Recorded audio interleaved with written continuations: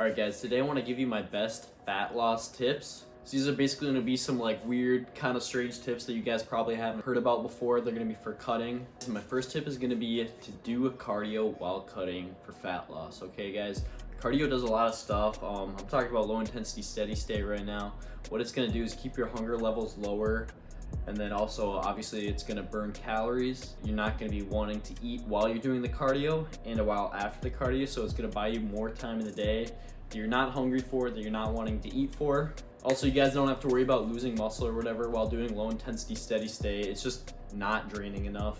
If I could suggest some low intensity steady state, I'd say incline walking on the treadmill. You can do like 12 to like 15 incline, and then around 3 miles an hour, I think is really good.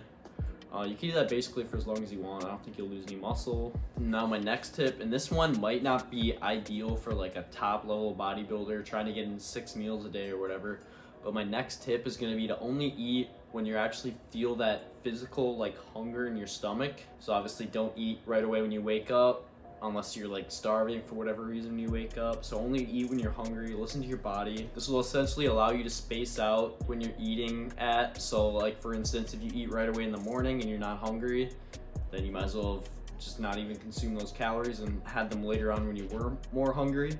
All right guys, now my next tip's gonna be to control your portion sizes and know what you're gonna eat in advance so that you don't overeat. Because for instance, when you cut yourself off from like eating, essentially what you're doing is saving all the calories you would have eaten after that point and just like not had them. And you really don't need that much food to feel full after a meal. It's just hard to cut yourself off once you start tasting like whatever you're gonna have. So a good rule of thumb is just to keep the portions to a reasonable size, because as we all know, when you're like hungry on a cut and you start eating, it's really hard to stop. Even after you finish cutting, you transition to bulking, it still is kind of hard to stop eating once you like taste that food. You know, you just want to like raid the pantry or whatever. So you gotta have a plan you can stick to. All right guys, my next tip is to always stay busy. Always have stuff planned throughout your day that you can do that'll kind of take your mind off food or whatever. Because if you think about the times when you were like in high school or something and you ate like the least amount, or possibly you were the lowest weight, it's because you were busy and working on something that whole time. You just basically, you can forget to eat. Because when you're really zoned into something and in that state, your body's only gonna signal it's hungry when it's actually hungry. It won't be like wanting to eat out of boredom or something like that. So I would suggest using something that either utilizes your body as a hobby or like your brain as a hobby. Ideally that'll keep you like not around snacks or anything like that. So maybe like pick up a sport or something like that, and that'll actually help you burn additional calories as well. But really any hobby or anything that you can work on that takes up time in your day and you're like fully honed in on, I think that's a good tool, guys. All right guys, another good tool to help lose fat and keep the calories as low as you can is going to be low calorie drinks slash snacks slash foods, I guess you could say. So like a huge bowl of sugar-free Jell-O, you can have that and it's like what, like 40 calories or something for a massive bowl. So you could potentially make that as one of your meals. And it won't really be a lot of calories, but it'll fill you up. Again, I think like the low calorie stuff is kind of like a last resort kind of thing, just because you can feel full, like your stomach can feel full and you can still want more food. So that's why I don't always agree with like super low calorie stuff like that. I think it's better to like kind of physically change your mindset in the way that you think about food.